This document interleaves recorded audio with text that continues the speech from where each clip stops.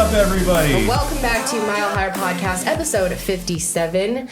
Today we have our very first guest, ladies and gentlemen.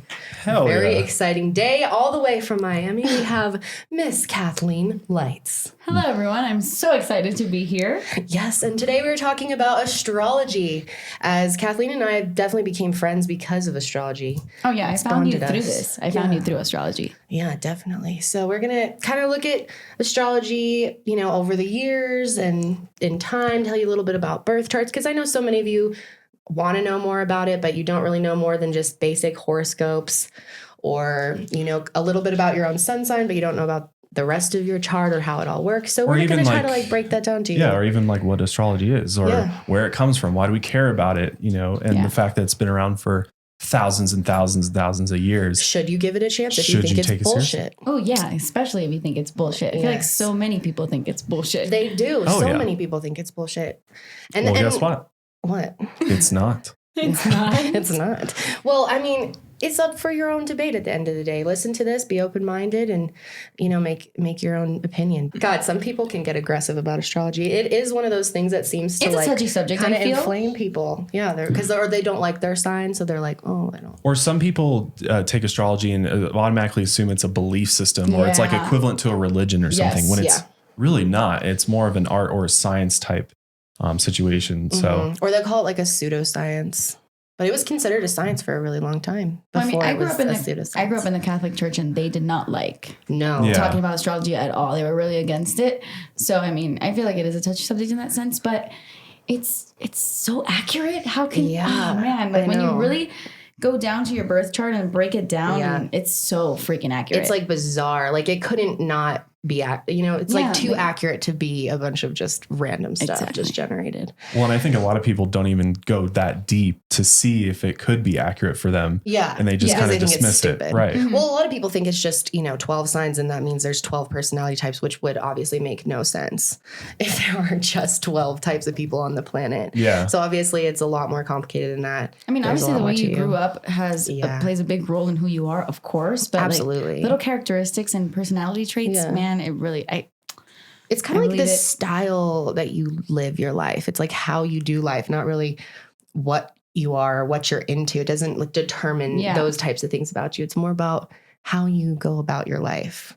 Yeah. And exploring yourself too. Trying to find answers to figure out why you are the person that you are or why you have the personality that you have. Like that's one of the big things with astrology is the personality sort of. It has helped me understand so many people. Me too. Mm-hmm. Isn't that amazing? Like as soon as you learn a little bit about astrology, you will literally go out and start that person's this, that person's this. That makes sense. That makes sense. And it kind of just snowballs, and then you just start noticing so many things about people. Like when my parents were getting divorced, already ruined the mics. But when my parents were getting divorced, I think understanding their signs helped me understand where they were having problems and why they were having problems, and really helped. So I just love astrology. It's such a big part of my life. So and I love this podcast. I'm so excited to be your first guest. Yes, Kathleen is actually a fan of the podcast. Oh, yeah, I watch every single one. I'm ready. Dude, that's lit. So wait. So when you were in the Catholic Church, though, did you believe in astrology at that point? Yeah, I always kind of believed in it. The thing is with me, what really got me into it is when I found out my moon sign, because I'm an Aquarius, but I always felt really, really emotional my whole life. Yeah. Super emotional. And Aquariuses tend to be very detached and not very emotional. So I'm like, man, this can't be real. Yeah. And then I ended up finding out that I have a Scorpio moon, and I started looking into that, and I was like, man, this makes so much sense. Yeah. Yeah. It really completes the picture. Yeah. And it takes going beyond the sun sign sometimes too. A lot of people are like, oh, that's not, my sign doesn't explain me. Yeah. Well, it's going to change. Your sign's going to change based on the rest of your signs. It's going to affect your qualities and how they come out in your personality. Or people who say you're saying there's only 12 personality types. Yeah. Because there's 12 zodiacs, but it's no, it's more than that.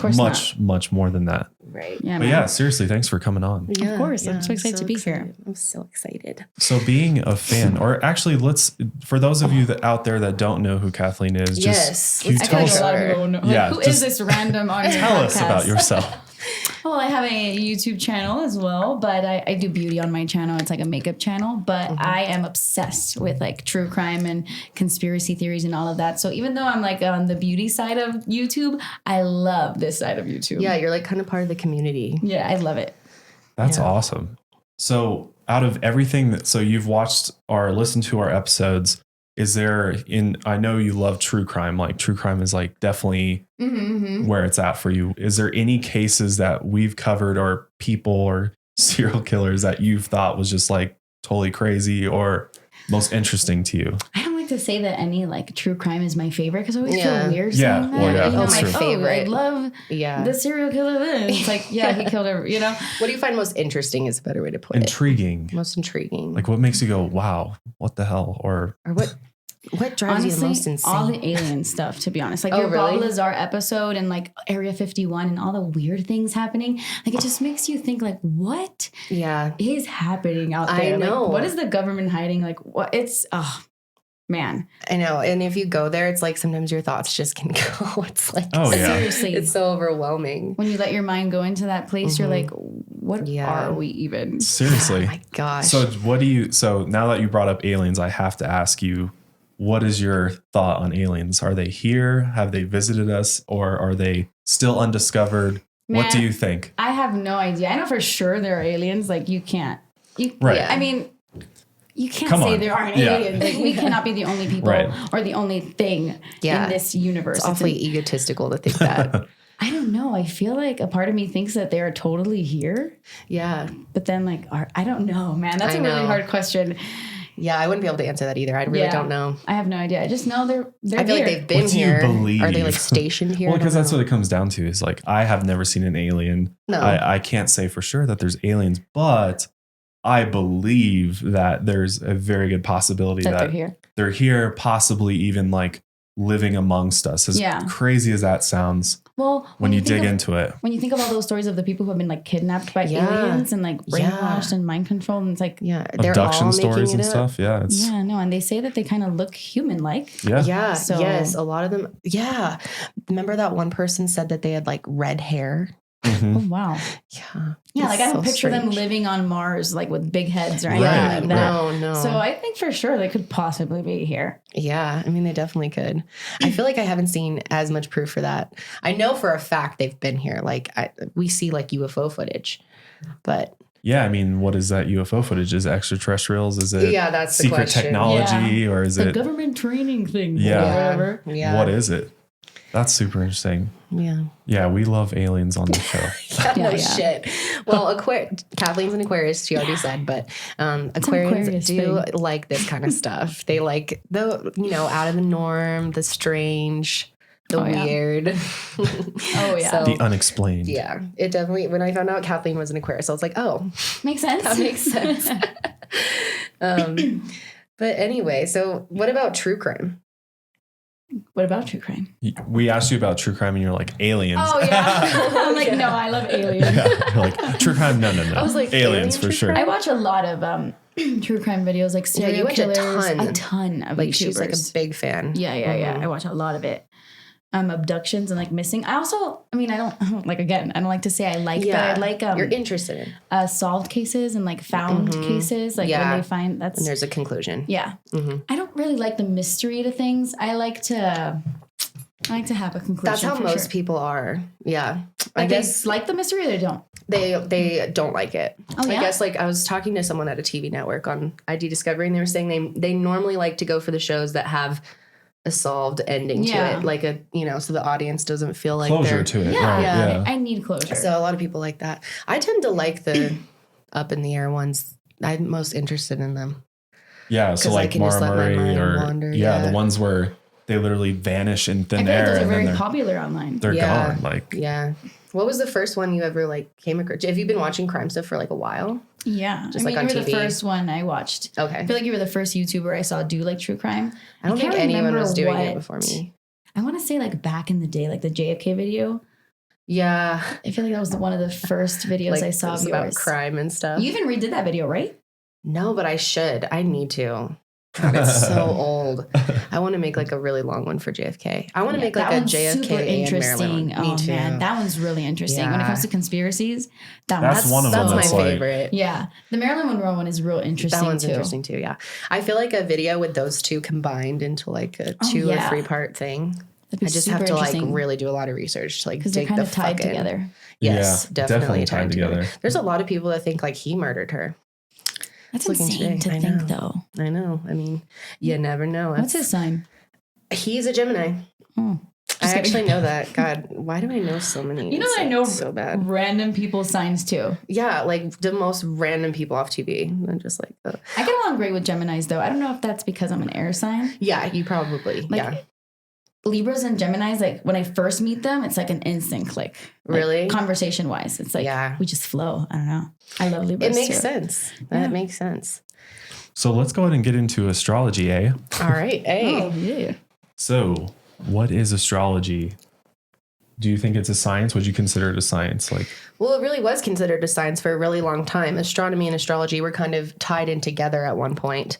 And I think I have that in here. And what's interesting is because like astrology originally started as like a way of fortune telling. Like that was one of the reasons why they started tracking the night sky and stuff, was to make predictions about things and like events and stuff. Because actually, like one of the encyclopedias out there says astrology is basically the art or science of divining the fate and future of human beings from indications given by the position of the stars and other heavenly bodies. So, because like a lot of people are confused that astrology, when you make a forecast or something of an astrologic event, it means there's going to be, cause and effect type thing. Like they're correlated from here or in the sky to on Earth, Mm-hmm. And that's not the case. Like they're independent from each other. Yeah.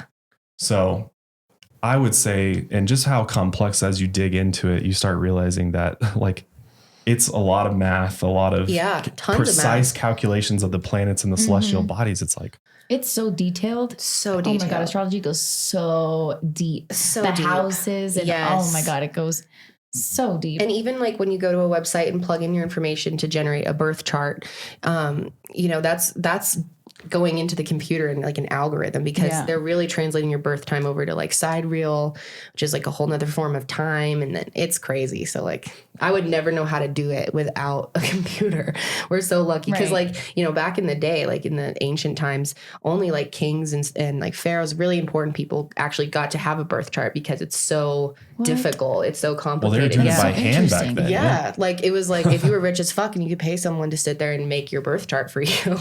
But so like regular ass people did not have their birth chart. Maybe their sign, I don't know, but definitely not their whole chart. Yeah. So, and what's interesting is where it actually started. Like this is old. This is like going back over 20,000 years ago. Yeah. They think 25 even. Yeah. It originated in Mesopotamia. Isn't that crazy? Like in the beginning, straight like Babylon. Yeah, straight Babylon, which is like straight Babylon, Egypt and now Iraq, like way, way, way back. Yeah. So there was actually evidence of like tracking the stars and even early astrology that appeared on bones and cave walls. Yeah. Which would show the lunar cycles, right? Because that's what's so important to astrology is understanding the lunar cycles and the order in which they go in. The moon's a big part of it because it's obviously the closest celestial body near us. So it's going to have the biggest effect on us. It does have effect on our planet, like our tides, menstrual cycles, things like that. And, that energy is going to be stronger than other planets because it's so close to us. And because it changes like every 2 or so days, the energy. So it's like versus, the sun will stay in one sign for 30 days, but the moon is changing signs every couple of days. So there's a lot more to it. Yeah. So here's a question for you. So when you think about the celestial bodies, the sun and the planets and stuff, Kathleen, do you think that these celestial bodies really do have like an impact on, based upon their energies on our universe and on our solar system and where we live? And, oh my God, 100%. Like, do you think there's something divine to them? I guess is what I'm saying. Like, I know for a fact that the Cancers in my life, when there is a full moon outside, they are super emotional, super crazy. Oh my God, like all of the cancers in my life. I know my dad is having a moment when there's a full moon out. It's like, we are totally affected by these planets. Oh yes, definitely. Like, and it makes sense, just people right? in general, like they'll say that, you know, like hospitals will be crazy on full moon nights, and it's insane that just all of humanity. And don't you lightened. feel like, I don't know, I kind of feel like sometimes I'm like so happy during the day, and then when the nighttime comes, like the moon's out, I'm like sadder, like more emotional. Yeah, like I feel even sicker. Like if I'm sick during the day, I'm like extra stuffy at night. Like just the things come out at night. I feel.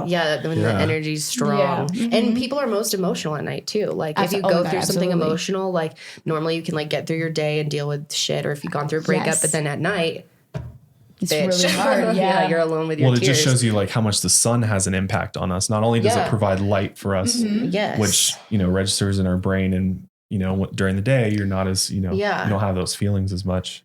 Yeah, and the sun is so important just to our life, like absolutely essential. Without that to star, we're fucked. Yeah. So astrology is just the idea that the celestial bodies have an effect on us, and calculating it, and actually using astronomy to calculate the positions of the planets, which we can do and have been doing for thousands and thousands of years. You know, it went from Babylonian times to the Greeks, and the Greeks really worked on it. Plato, Aristotle, all regarded astrology as like science and a very real thing. So the fact that it's been a lot, you know, something that's been around for so long, why don't we take it seriously, or why do people just dismiss it? You know, like there's other things like the Bible or something like that people take as fact or as something that's, you know, really useful and has a lot of value to you. And then they'll turn around and diss astrology, and it's like, why? Well, I think it's just because it's like questioning the mainstream narrative, or I don't think people like being like told like this is what you are, whatever, you know, like that's like intense to some people. But even in the Encyclopedia Britannica, they define astrology as a science. Yep. The ancient art or science of divine fate and future of human beings, and indications given by the position of the stars. Sorry, I thought this would poison. And other heavenly bodies. Sorry. Wow. I should have glasses on. It's hard not to believe in it when it's literally like we live on Earth. We have a sun, we have a moon, like we are part of the planet. Yes. And if you have any belief in like the universe and like harmony of it all working together, like astrology just clicks with you like immediately when you hear about it. Like, I feel like I had that like internal belief kind of before I even really understood astrology in a way. Absolutely. Like, I definitely feel like we are part of the earth. Yes. Yeah. Yes. Like, we're all connected. For sure. Yeah. And they've been like, they used it back in ancient times for, they used to like use it to forecast events, and they used to actually call it omens, you know, like an omen, and how like they'd say, you know, if this person does this, then this will happen because of this, you know, like sometimes it wouldn't necessarily be true, obviously, but, you know, they used it for that purpose in addition to just, you know, figuring it, which I can't even believe they could figure out the night sky thousands of years ago. That's insane to think. With insane. What technology? They're so much dumber these days than they were back then. Oh my God, I know. For real. To track the stars and track the planets and figure out when they're like in retrograde and everything. Yeah. It's like how? The cycles, like tracking the cycle of like Venus. Or even the colors. I know. Of the like planet. how? They were, I have no idea. And it's not like they had any of the fancy shit that we have. Like, straight magic or aliens helped their ass. Yeah. But it had to have been something. I mean, it's hard to imagine just imagine Aristotle and like ancient Greeks sitting outside like on the patio, like looking up at the sky. Like, all right, I'm gonna. And these were such smart minds, and the fact that they all believed it. Other people who believe astrology: Nancy Reagan, Theodore Roosevelt, Albert Einstein, Lady Gaga, Katy Perry, Cameron Diaz, Jennifer Lopez, obviously, and J.P. Morgan. Albert Einstein, if he believes it, I believe it. Yeah, straight. Well, he was a Pisces, right? Plato, Copernicus, Sir Isaac Newton, also. So, wait, who was the Pisces? Albert Einstein, I believe. Oh, he might be. But it's interesting that even somebody like J.P. Morgan used it to help like forecast events in business. And that's what's interesting is like, really? Yeah, because when you dig deeper into it and you start looking at the ages of the zodiac, you start realizing like there's patterns and flows to things in society that correlate with events in the night sky. And you can start predicting Pisces. You know, these types of events, you could predict, you know, when to invest and things like that. And JP Morgan actually used astrology to. Oh, yeah. He was hugely into astrology. Wow. I know. Very interesting. Which he's not somebody we like. No, I hate his ass. Like, but he was a Taurus, and yeah, he liked money. Man, some Tauruses are real aggressive. Oh yeah, there's some fuckers in the history for sure. Oh yeah, come from a long line of fuckers. All right. So as astrology kept getting developed over time, so that, you know, like one civilization would work on it for a while and then they would pass it on to another civilization, or it'd be like retranslated and kind of continue down the road. Because after the Greeks had it, then the Romans had it, and the Romans had it for the longest time until it eventually makes its way back into Europe, and then from there, you know, the beginning of Western astrology and everything, which is what we're primarily talking about is Western. There's actually different sort of flavors of astrology. The main two being Western tropical and then Vedic. And there's a Vedic is slightly different, but sidereal too. It's pretty different, but it's all the same. But it's interesting that not only the Romans, prior to the Romans, the Egyptians had it, of course, because the Egyptians were already mapping the night sky. They built the pyramids because they understood the constellation of Orion, built all the pyramids. Those are aliens. How the hell? I mean, for real. Like, what do you think about them, like, lining shit up perfectly with the stars? That is insane. You know, me and my dad talk about this all the time because he's a huge believer in aliens. Oh, really? I feel like I really like your dad. Oh, my God, yeah. He's a huge believer. Dad on the podcast. He's a huge oh, my God, he would love to be here. He loves talking conspiracy theories. Ooh. But he even believes in, like, giants, that we once had these giants. You know, like, what is that called? Stonehenge? No, what is that called? Stonehenge. Is it called? Yep. He swears that was either aliens or giants. Giants built that to lift up the rocks. And there's some like decent, like you wouldn't think so, but there's actually some like decent evidence for giants. Josh did a video on it. I was kind of blown away. I was like, what the fuck? Yeah, my dad is super like redheaded giants, right? Well, dude, there's literally redheaded aliens, redheaded giants. There's giant footprints. I think it's in Africa. Giant footprints in stone that are completely real. Definitely look like a footprint, and we don't know whose footprint it is. Dude. And you can go, like, there's pictures of it. You can Google it, and you can actually see this in the side of this rock. There's this giant, looks like a foot. So this giant footprint is literally in the side of this giant, like, boulder in Africa. And I think there might even be another one somewhere, but there definitely is like some evidence for there being larger beings. Oh man, if we go into the planet, unexplained things, oh my God, we'd be here forever. Yeah, we would. Back to the zodiac. There's like proof of fairies. There's all kinds of stuff. There's proof of fairies. Yeah. Well, man, I don't know it, but I've heard people say that there is. There's definitely evidence for Bigfoot too.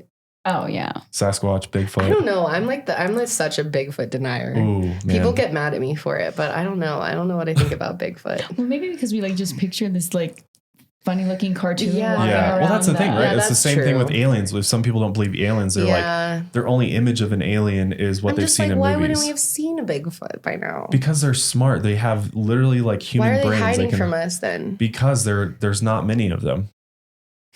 Josh is they're endangered, man. Clearly. They're endangered species. Okay. We'll have to get the Bigfoot expert on here sometime. But anyway. The zodiac. Josh, we just went on a tangent. We're in trouble. Virgo mind is like ding, ding, ding, like blown up. Virgos are freaking out right now. You're the one who did the tangent. I know. God. It's usually yourself. Kendall. I know it is. It's always me. It's always what you. What can I say? All right. So the zodiac is derived from the Greek word meaning circle of animals, which the zodiac was actually believed to be developed in ancient Egypt, which was later adopted by the Babylonians, actually. Early astronomers knew it took 12 lunar cycles or months for the sun to return to its original position, which I guess would be probably fairly easy to figure out, over time, realizing that. And then they were able to identify the 12 constellations and observe that they were linked to the progression of the seasons, right? Yeah. So that's sort of how they figured that whole thing out. And then they assigned them names of certain animals and persons. For example, the rainy season was found to occur when the sun was in a particular constellation, when was then named Aquarius or Water Bear. What? Wait, what did your last sentence say? I did not understand. Did you understand that? Yes. What'd you say? I said, I was explaining how they named it Aquarius. The rainy season was found to occur when the sun was in a particular constellation, which was the constellation of Aquarius. So that's why they gave it water bearer. That's the name of like the animal. Because or of the rain? Yeah. How interesting. I actually never knew that. I didn't know that either. I thought we were water bearers because we just like bring wisdom and. Yeah. Well, that's what it's supposed to be. I didn't know there was actual rain. That's cool. The Egyptians were like, that's what it is. Yeah. So what? Did a bull come out on Taurus season? Like a bull was like, yo. I mean, I don't think it's the same story for all of them, but for that particular one. I like that. That's actually is there like a single one zodiac sign that's like the most important? Virgo for sure. You fuck. Got to keep the order. Josh is a Virgo, if you didn't know.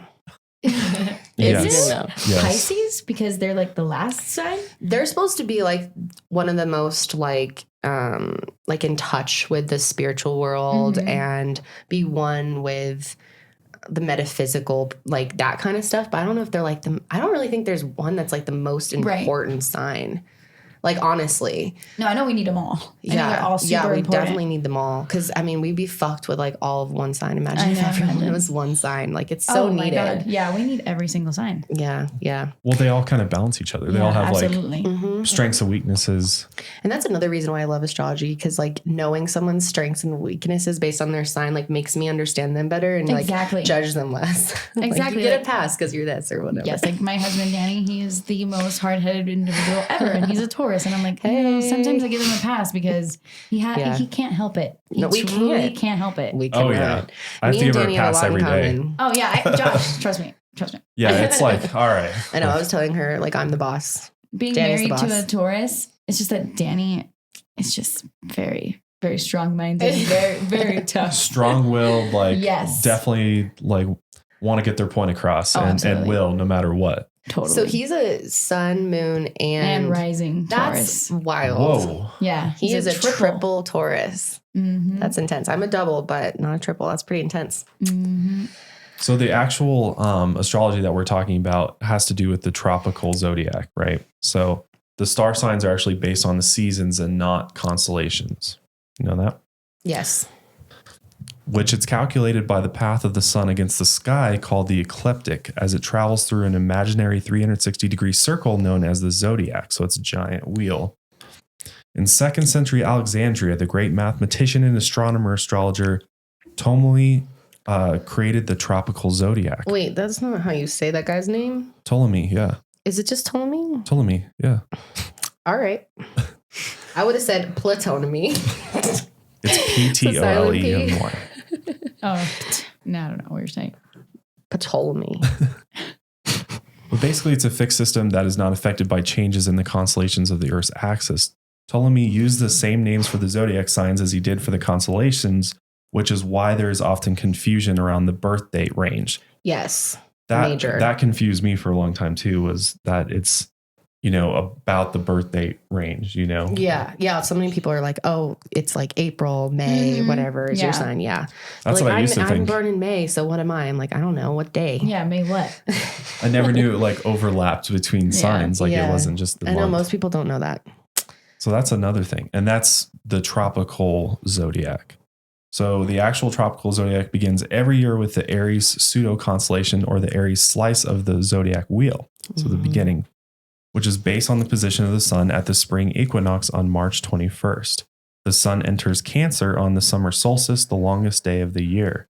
And then it enters Libra at the fall equinox and enters Capricorn at the winter solstice, or shortest day of the year. Interesting. So we're going to get into talking a little bit more specifically about birth charts and what that means and our specific birth charts and learning a little bit about how ours really explain ourselves, because we've been sitting here being like, oh yeah, this is like real. We need to legit show you. Yeah. But before we do, I just want to thank our sponsors for today's episode. Our first sponsor today is Mint Mobile. There are a lot of things in life that aren't right. Carpet and showers, eating dip with your fingers, chunky style milk, paying too much for your phone bill.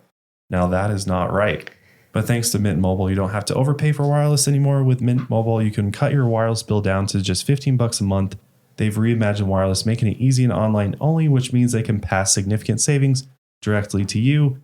Mint Mobile makes it easy to cut your wireless bill down to just $15 a month. Use your own phone with any Mint Mobile plan. You can keep your old number along with all your existing contacts.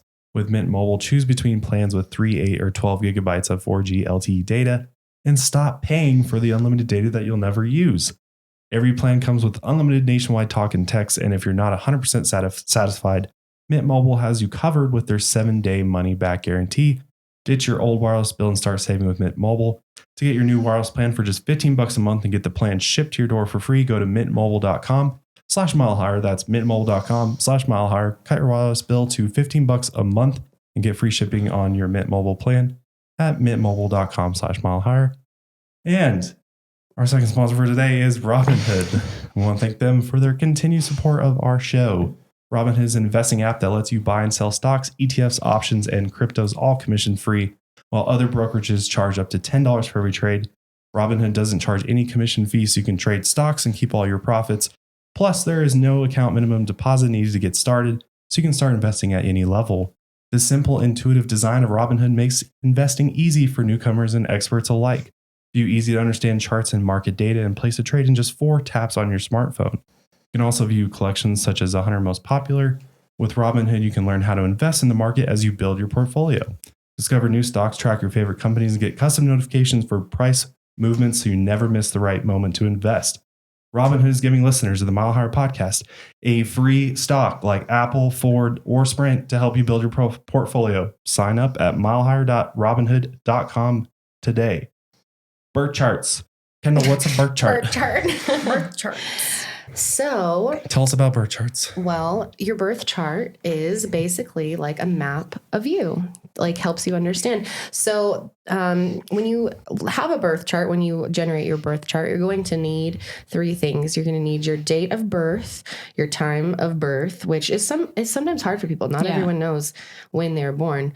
So, unfortunately, if you don't have that, you kind of just have to like give your best shot. Yeah. It won't change your chart that much. Like if you have it wrong, it won't be like detrimental. Yeah. Like your main signs aren't going to change. Well, it can change your ascendant. Yeah. Or your moon. Right. And your ascendant. Yeah. Because ascendant's changes a lot. Like it can change like every. Oh, that's true. Yeah. Yeah. So if you're born like a few hours earlier, you can have a different. And sometimes the moon changes in that day. So like in the morning, it'll be something and then at night it'll be something else. Right. So it depends on what time. And that's a huge thing. Like, I mean, like 30 minutes. So someone's like, oh, it was 1 or 1:30. That doesn't matter. But like in the morning or at nighttime, that makes a difference. Yeah, definitely. So like people always say, what about twins? You know, twins are born at potentially like within minutes of each other. Do they have the same birth chart? I feel like they could have different risings. They could have different risings. I think it's still different, right? Most of the times they don't, though. Most of the time they have the same, very similar birth charts. Just how people who are born in the same hospital at the same time have very similar birth charts. It's really, my sister's boyfriend was born within a day of her in the same hospital. It's like so weird. And they're so similar and their birth charts are like pretty much the same. And it makes sense for both of them. Like they both fit those. So, I mean, but there's always like a little bit of kind of controversy over the twin thing. Like how does that work? But oftentimes there is a lot of research about twins doing very similar things. In fact, do you remember that video I did like forever ago on, I guess it was probably a year ago maybe, on the twins that got like separated at birth? And they were reunited. They were like triplets. Oh, yeah. They were like wrestlers? Yes. Yep. And there was like that orphanage that was splitting them up. Yeah. And they were all so similar. They were. And they like didn't know each other their whole lives. But then, They're connected now. Yeah. And they were like, oh, we did this at the same time. We both got married. We both named their sons the same names or something. Yeah, something crazy like that, I remember. Yeah. I mean, you're not going to be the same person because that's just not how humanity works. But you can be very similar to a twin with the same birth chart, But then there's, plenty of cases of twins that are really different. Yeah, so. that's what I was going to say. Right. Yeah. I mean, it is kind of confusing. It's not like foolproof. It's not like 100%. Like, again, I feel like how you grow up and certain things that happen to you personally change who you are. So two twins can be very similar, but have like different life paths and be turn into different people. And again, it's the style you're doing something. It's not like, these two people aren't the same because one likes ballet and one likes soccer. That's not how you can just be the same sign and do those things. Your interests don't matter. It's how you do things, how you're going about your life. Just because little traits, I feel. Yes. Yeah, and twins normally do have very many similar things. Yeah, for sure. I mean, they are twins, but... No, that makes sense, though, that like through like maybe early on in your childhood, a lot of times twins would probably be more alike. And then as time goes on and they start experiencing life, things happen to you, like you said, Kathleen. Which astrology totally takes into account. Because it's not like free will. It's not like it takes away free will or anything. Exactly. There's not any type of pressure or you're limitations put on you. Things that happen in your life. Yeah. It's more like how you're going to react to those things. Right. Based on your sign. Would you say astrology is like a great psychology tool? Like, do you think it does a good job at helping explain psychology, possibly help explain people's psyches and things like that?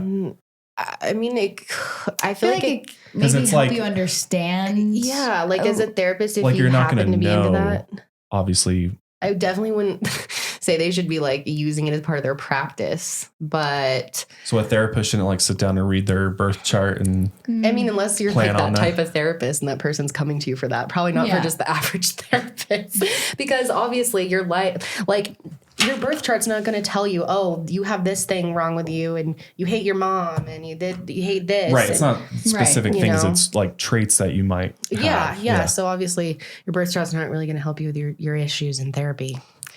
True. But we should explain, which I can't believe we haven't explained, but explain what the signs are and just go through them for those of you that may not know what the actual astrological signs are and what they mean, and just like a brief description of like what are, the different elements and characteristics of the elements. Like fire, like what is fire? What are the fire signs? Well, yeah, there are 4 elements. Yes. What are the elements? Fire, earth, water, and air. Yes, Josh sometimes likes to say wind instead of air. Like earth, wind, and fire. Yeah, that's what always comes to my head. I'm like, earth, wind, fire. Like Avatar the Airbender. That too. That's hilarious. So fire signs. First we have Aries. What are our thoughts? Ooh. I feel like I like all signs. I do like all signs, and especially like since everybody has a different moon sign and like, everyone's so different. Yeah. But it's too hard to like typecast people into like their whole sign. Yeah, for sure. To me, Aries, they're really fun. They're really energetic. They're usually really funny. Yes. A lot of the times they just like crack me up. They're a lot of fun, but they're very fun is impulsive. Yeah. And energetic. Oh yeah, they're really energetic. I feel like fire signs in general, they're just like the life so much of the energy. Party. Yeah. They got the jokes. Upbeat. Yeah, for sure. Yeah, and I feel like Aries has like such a fieriness to them, really. Like it makes sense that they're a fire sign because they really are like super, super driven, super goal oriented. I feel like they're the fieriest fire. Yeah. Yes. I would say they're the fieriest fire. Even over a Leo? Yes. They're more intense, I feel, than Leos. Gotcha, I always say that in my head. They're the fieriest fire of the fires. Would you say that they're like, they could be kind of like showboaty, a little show-offy? I feel like that's Leo-y. Yes, I feel like Leos are intense in that way. They're like, I'm here, I'm a Leo. Yeah. But Aries is like, I will beat you up. Yeah, and they're like more competitive in a way. Like I'm physically better than you, and I'm stronger than you. And a lot of the times they are. Yeah, man, they're really competitive, but they're very driven. Do you know? I'm trying to think of like famous Aries that are super intense and like trying to give like an example, but I can't think of one on the top of my. Oh, Lady Gaga's an Aries. Yes, and you can she's tell. a great example. Yeah, she's very determined, very intense. Oh yeah. Very passionate and like fiery. I see it from a mile away that she's an Aries. The passion, totally the passion, the drive. Just her Grammy speech when she's like, "Oh my god, absolutely, you can do anything. Just all the other girls out there, you can do. Like if you don't stop, you keep working hard." Aries are nice cheerleaders, man. Yeah, they are. They really are. And probably some like total badasses. Like they are badasses. Aries, Yeah, definitely. They will cut you in a second though. Like, don't cross them. Don't cross me. Cross an Aries. Yeah, but they'll be your best friend when the moment something happens. If you do something to them, they will.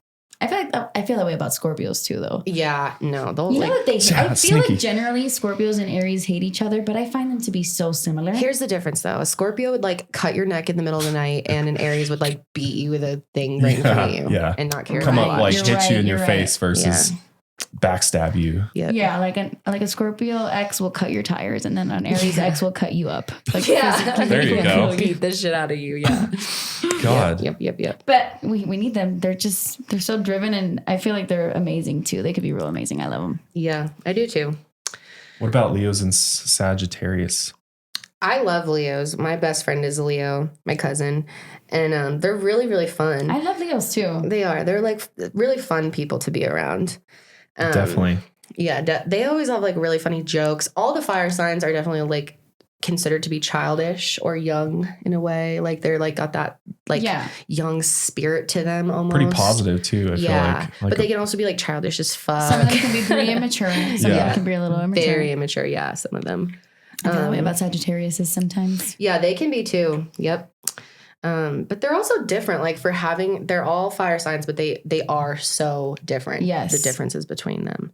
Sagittarius are very, very optimistic, man. I feel like every Sagittarius I know, like I could be like, I've had the worst day. And they're like, well, this is how we make it better. This. They're so upbeat and so, sometimes I wish I was a Sagittarius. Find a positive in everything. Me too. I love really Sagittarius. Like it's probably I love Virgos and I love Sagittarius. Probably my two favorite signs, to be honest. Virgo and Sagittarius out of all of them? Oh, interesting. Probably. I love Sagittarius. A good Sagittarius is always fun to be around.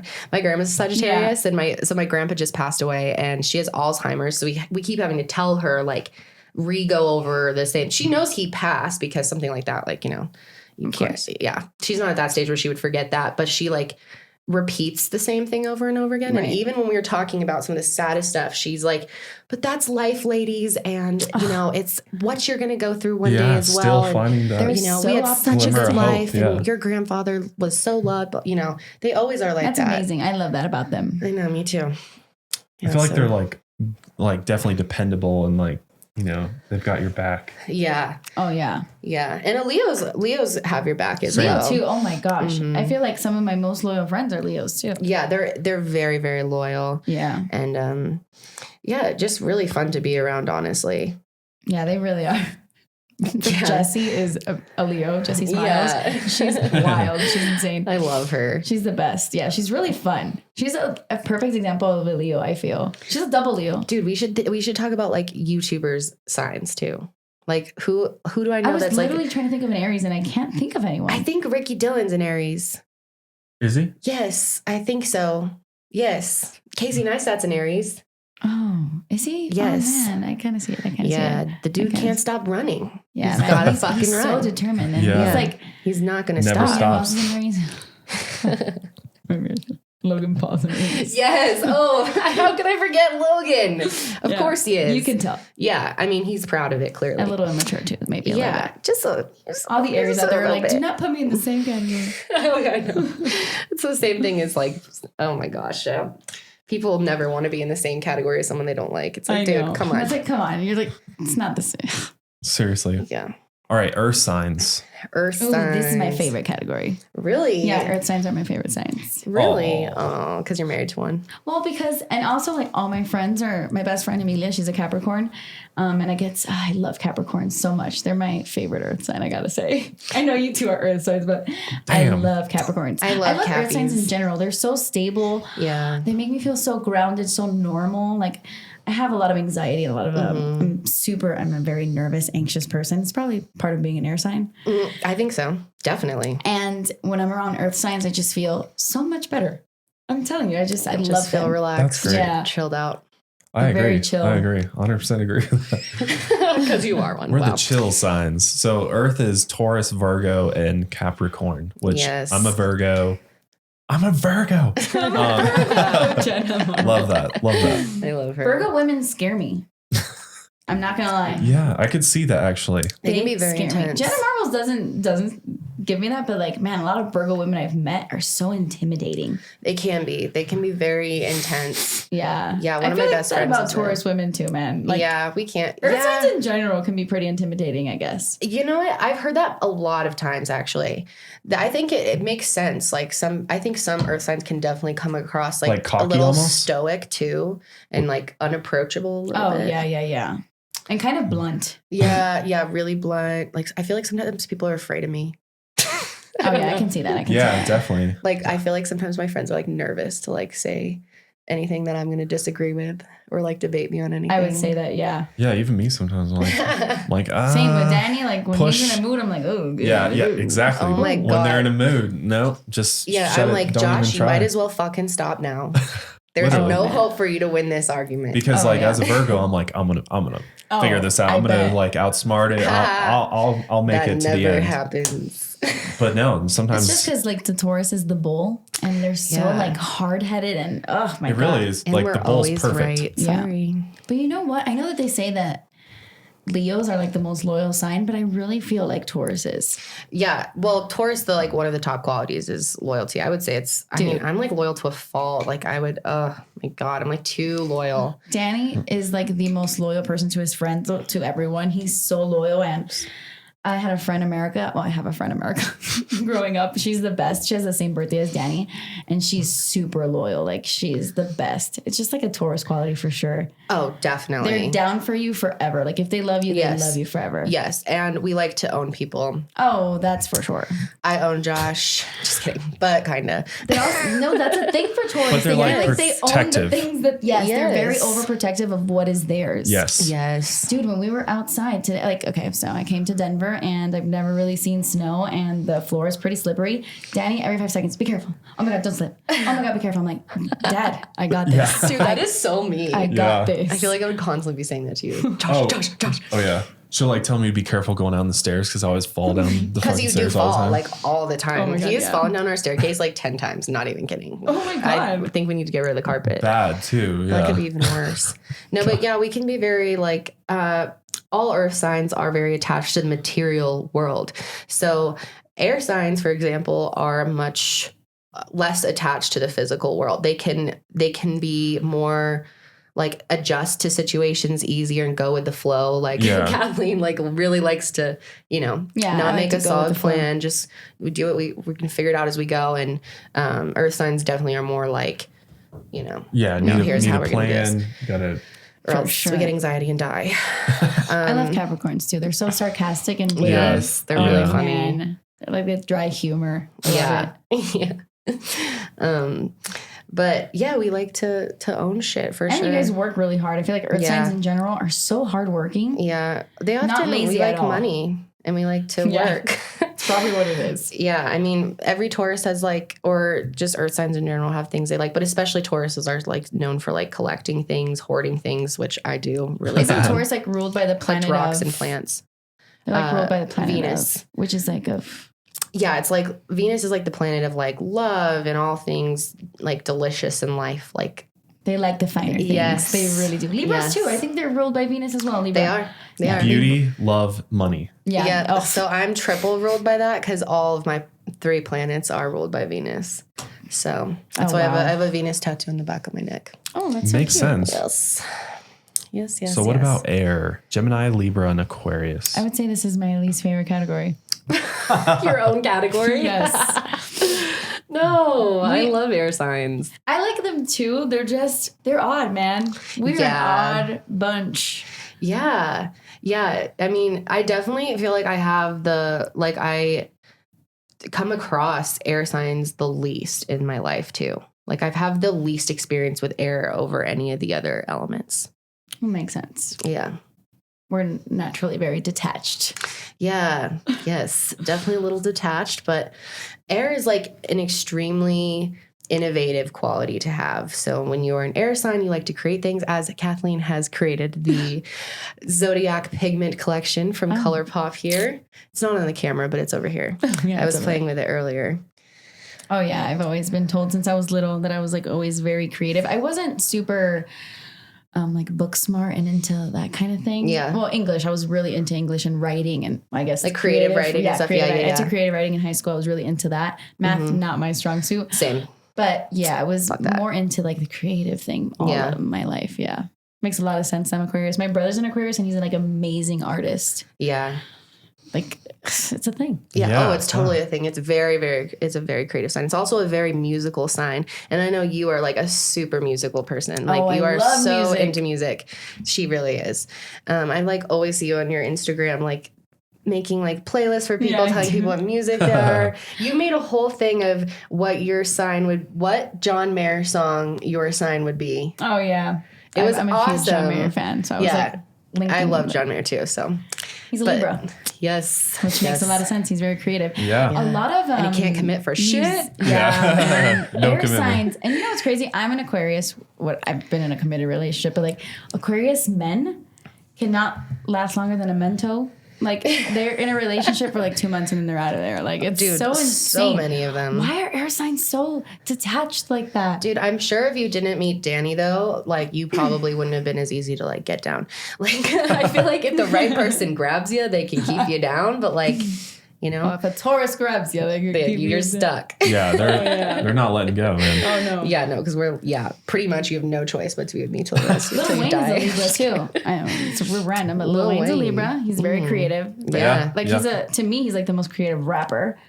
Probably. Because like Jay-Z is a Sagittarius, and I feel like he's like a different type of rapper. Like you can tell the difference there, like the Libra versus the Saggy. Yeah. There's a lot of Gemini musicians too, man. Yeah, and rappers, just like insane amounts of rappers. Kanye, Kendrick Lamar. Yep, Kendrick Lamar, Andre 3000.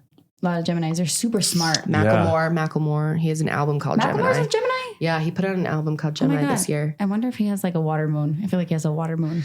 Probably. Let me look it up. Yeah, for sure. He gives me water vibes. Oh. Yeah, I mean, he does have a very...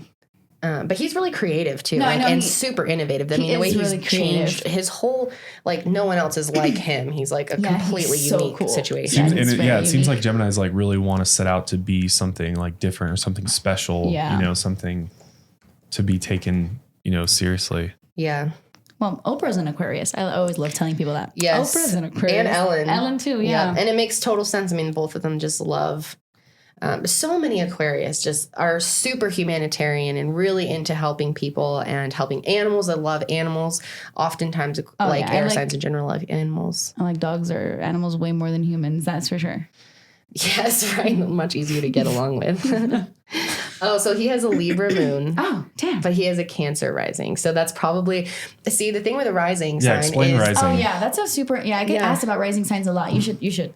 Okay, so a rising sign is kind of like what someone is going to guess that you possibly are based on, you know, knowing very little about you or spending a little amount of time with you. So you assuming, you know, he was a water sign and then his rising is a water sign. It makes sense. He comes across that way, but none of us really know him. He's a celebrity, and most celebrities like hide who they really fucking are. That's very true. So a lot of times, like when I guess someone's sign, someone on TV and stuff, I end up guessing their rising. Yeah, that makes a lot of sense. Yep. Well, it's the way they come across. So Yeah. I feel like I'm so good at guessing my sign. I could spot an Aquarius from a mile away. Do you feel that way about Taurus? Yes, definitely. Yeah. Definitely. I feel like if you know yourself well enough, you can probably spot somebody else. Yeah, exactly. Every time I see like a weirdo on TV, I'm like, dude, I bet you this guy's an Aquarius. All the weirdest people. It was killing me that fucking Robert Birch told from the Jan Brobeck story. Oh my God. I know, that fucking crazy guy. That. Yeah. He's a real nut. But yeah, he's an Aquarius too. When I looked it up, I was texting you. Man, I don't know if it was a podcast or if it was a video that you did about that guy who like killed someone and then like... No. Which guy that killed someone? Yeah, I know. That was so big. But the one that he slept with the corpse. Like he kept her. Oh, yeah. Carl Tanzler. And he was like, Aquarius. Yeah. What is up with these weirdos? Dude, freaky Carl Tanzler. Yeah, if you have not heard that story, Carl Tanzler. He killed her? No, this girl died in a tuberculosis hospital when he was working there, and he like really had a crush on her. Oh, so that's right. He took her. Yeah, well, he buried her first. He like told her family he wanted to build her a mausoleum. So like builds her this whole mausoleum, but then he had a key, and he would go in every night and hang out with her. And then eventually he was like, I want to bring her home. So he just took her after a few years, and then he had her for years, and no one knew. That's some creepy Aquarius stuff. And after he got caught, he asked if he could have her back when they took her. And they were like, fuck no, dude. You're done. Yeah, that's some wacky shit. Yep. I mean, at least he didn't kill her. No. I guess that's the only good part. Yeah. I feel like Aquarius aren't often killers, though. They can be weirdos in crimes or like do weird shit, but they're not often the killer. Like I've seen way more Taurus killers and like Scorpio killers. Sagittarius all over. Oh, they love killing. Sagittarius love to kill. I was reading somewhere that it's like Virgos, Sagittarius, Geminis, and Pisces are the top 4. Yes, Virgo I think is the top one actually, which makes sense because they're extremely attentive to detail. Yeah, and they figure out like, how am I going to do this? And they're fucking clean. Like they leave behind like no fucking evidence. They're like, it's all in the details too. Like Josh is like, trust me, let me explain how I did it. No, I'm just kidding. If I need to get rid of the body, I'll call a Virgo friend. That's for sure. Make sure that site is clean for you. Weird. It's so funny though. Like all the like Taurus criminals like end up like being like so. Like they end up being like businessy about it. Like H.H. Holmes like turned his serial killing into like a business. H.H. Holmes was a Taurus? Yeah. Oh shit. Yeah, and he would sell people's corpses. Yep. He just would carve them right out and sell them to the. Oh my god. Yeah, he made a business out of it. He's like, I might as well make some money off this. Man, I feel like the moon is so important that I'm like addicted to like Googling people's moon signs. Like the sun sign is not enough for me. I know. Yeah, no, it's really not. And thank God that you can actually find out someone's moon just from the year. Because like ascendant, you're kind of screwed with that unless it's like a celebrity and they already have their stuff online. Wait, are we missing one? Okay. Water. Yeah, can't forget about water. Okay. So water is Cancer, Scorpio, and Pisces. Josh always gets so confused with these because people always get confused and think Aquarius is a water sign because it makes sense. Aqua. Yeah, aqua. Yeah. But no, it is an air sign. And they think that Scorpio is fire a lot of the time. Yep. Yeah. I guess they portray that way. There's a lot of... They're very intense too, Scorpios. I feel like they're so misunderstood though. I love them a lot. I do too. I actually really like Scorpios. A lot of people hate them. I don't understand. I know I feel like it's because a lot of people have been wronged by Scorpios. Because y'all, if you don't like someone, you're fucking mean. Like, let's just admit it. Lie. That's true. Yeah. My sister's a Scorpio and she could be a real bitch. Yeah. Like, I mean, they're also awesome if they like you. Not anymore. If they like you though. Right. But if they don't. No, my sister will kill someone for me. Yeah. Like, see, that doesn't surprise me. Like a Scorpio would do that. Oh my God. Yeah. She's like, ride or die for me more than anyone. I feel my sister. She in high school, if any like girl messed with me or something, my sister would come for these girls. Yes. That's cute. Like yeah. But that's sweet. My sister didn't give a fuck. Just kidding. Your sister Leo, huh? No, she's a Capricorn. My whole family's earth signs. Everyone. Yeah. But Capricorns never give a fuck. I know. You know what I just realized? How weird it is that your whole family's water and my whole family's earth. Other than you, you're an earth, and so you joined my family. I did. And yeah, because all 4 of us in my family are earth. My mom, dad, and my sister. It's so weird. Yeah, my mom, my dad, my sister are water. So similar experience weird? to me. Yeah. It's always like, that's so strange. It's like, seems like so often families like end up with like multiple signs. So how was it growing up with all water? Both of you did. Wow. Well, my brother's a Leo, so he was like the fire. Me and him were like the little above. But I don't know if I'm so emotional because I was raised by emotional parents that they just projected a lot of love and emotion on me that I became this way, and I'm an Aquarius, so it's like weird. But my dad has a Taurus moon though, so he's very like he's emotional as a Cancer, but he doesn't do like the dramatics like the Cancers. Right. Cancers, I'm sorry. You never got Cancers the dramatics? Oh man, my God. Missed out. So dramatic. You have parents that are Cancers? Cancers? I got full like freaking Broadway shows at my house. Oh no, my dad is a Cancer, but not dramatic at all. And that's like a big Cancer quality. Yeah, and just like being the victim. Being pessimistic. Yeah. Yeah, not my experience with Cancer. Capricorns are like that too, family. Man. So pessimistic. Yes, definitely. And personally, I think the least likely to believe in astrology is Capricorn for sure, and Gemini. Gemini, you think? Capricorn the most though. Capricorns are so hard to convince about astrology. Absolutely. Like I never have had luck. Only my sister, but she has a Pisces moon, so her whole life makes sense. Oh my God.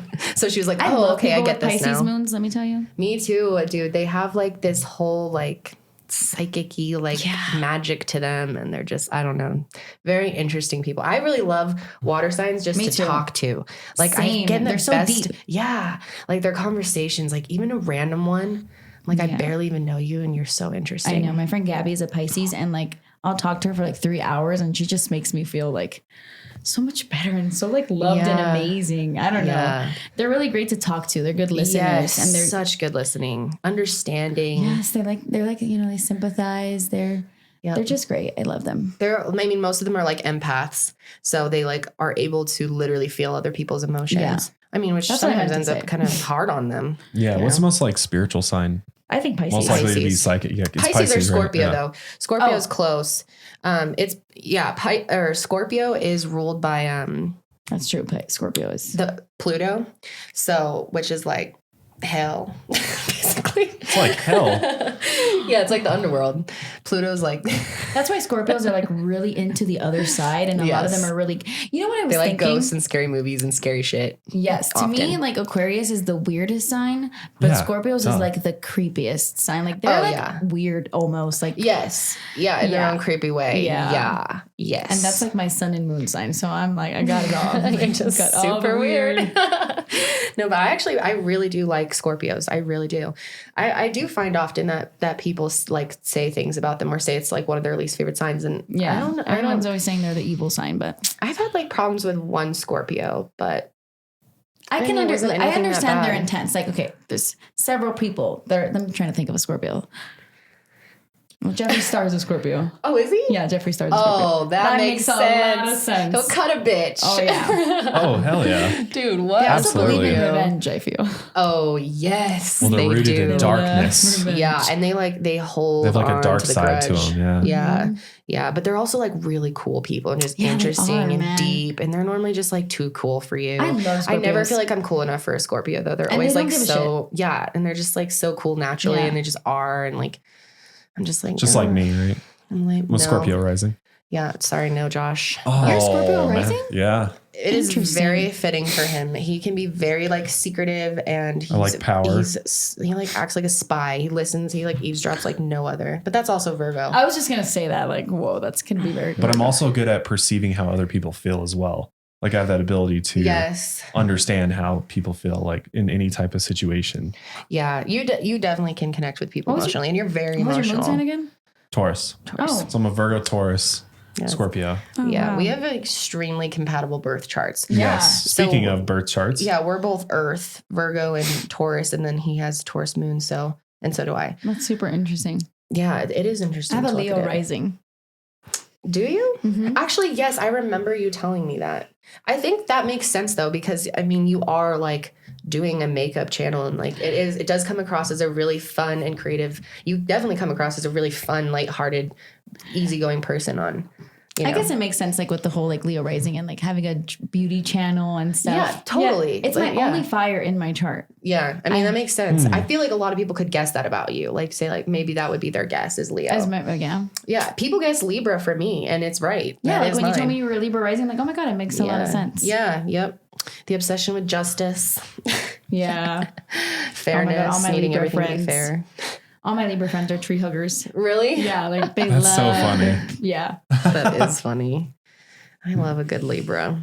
Same. I have 4 Libra pets and they're all the awesome. only thing I don't love, which I think is like an air thing, because that's me too, is like they're so flaky. Like a Libra will be like, yeah, I'll be there next week, and then next week comes and you're like, where are you? And they're like, no, I don't want to just, I can't commit. They can't commit to anything. Can't. Dude, fire and air though too, like just in general, just fire signs and air signs cannot commit to things. Like, oh my gosh, planning stuff. Like, our best friends are fire signs, and planning like a vacation is like. I just take over and I do Josh it. is like, all right, here's what we're fucking doing. I'm just like, all right, guys. The Virgo planner. I'll at least come up with the plan, and then you can tell me what you think and veto it or change it or whatever. But I'm doing it. Like I'm planning it. Oh yeah. I'm such a planner. Do you want to talk about the qualities of the planets a little bit? Just so from like an astrological. Wait, you must have wrote this wrong. The qualities of the planets. Yeah, just like in general, like what they mean. Oh, I thought because this is left like qualities. So there is something called a quality in your birth chart, which is there's. What? Gotcha. No, I got you now. Yeah, so you messed up that one, but it's okay. So you are either going to be a cardinal, a mutable, or a fixed, and so those are where. So in each one of those categories, there's a fire, an earth, an air. Yeah. And a water. Yeah. I'm fixed. So are you. Yes. Yep. What's Virgo? I don't know. I'm mutable, man. Mutable. Yeah. Yes. So if you don't know what that means exactly, why don't you read for a bit? let me just explain. these qualities. So the cardinal signs are Aries, Cancer, Libra, and Capricorn. These signs start every season. Aries kicks off spring, Cancer starts summer, Libra begins fall, and Capricorn is the first winter sign. Thus, they are the leaders and idea people of the zodiac, like we just talked about. Makes sense. These signs prize originality and like to be the first in everything they do. They're trendsetters and trend spotters. How accurate is that? They're the ones get the party started and the crowd hyped. Count on them to initiate a winning idea or plan. Seems about right to me. Yep. Mm-hmm. And fixed signs. The stubborn signs. Yes. They're stabilizers. Mm-hmm. The ones who set up a solid goal or foundation, then start building. How true is that? Fixed signs can take the enthusiastic ideas that cardinal signs spark and craft them into something real. They pick up the ball when the cardinal sign passes it and run the distance to the goal. Yes. Fixed signs are the trustworthy types who like to-do lists and fancy titles. If a cardinal sign says, let's go on vacation, the fixed sign will call the travel agency, book the tickets and hotel, and send everyone a list of what to pack.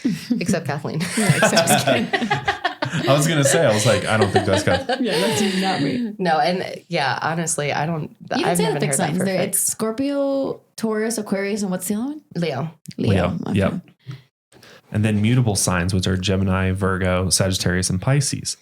These signs end every season and have learned the hard lessons taught by spring, summer, fall, and winter. Mm-hmm. They know that all good things come to an end, and their role is to prepare everyone for the changing of the seasons. Interesting. Yeah. They're the adapters of the zodiac. They love change. Yeah, and they come across a little older and wiser. Mm-hmm. I feel like that's so true. Oh, that's super true for Pisces, I feel. All my Pisces friends are so wise. Yes. Yes, they have like that kind of like internal wisdom too, that they're just like born with, like a common sense in a way, but more than that. Like a crazy intuition. Yes. And yes, intuition is the perfect word. Yeah. And which water signs all kind of have this intuition, but Pisces more than anyone. For sure. Like Pisces end up like some of them end up like psychic or like have dreams. I have a Danny's stepmom. I am convinced she's psychic. She's a Pisces and she's psychic. I'm convinced. That's she could be. Yeah, like, she says so many things, and I'm like, how? And she's like, I just knew. How'd you know that? I just knew. Have you had any dreams this month? Any like really intense dreams? No, I have not. No? Actually, you know that I don't dream anymore. Really, a lot. Yeah, I was gonna ask, like, do you dream? First of all, yeah, a lot of people just don't dream. That's so weird. Yeah, I feel like I haven't had a dream in years. So you hit the pillow and you wake up and you're awake. I'll have like a random dream that was like so intense, and then I'll like tweet about it or something. But it has to be really intense for me to remember it, because I feel like I don't have like normal dreams throughout the night. I don't. It has to be like a traumatic event. It has to be like horrible. Yeah, or like a really weird one. Because I have weird ones sometimes, but I don't really dream. So you don't like have like dreams that you like and that you enjoy?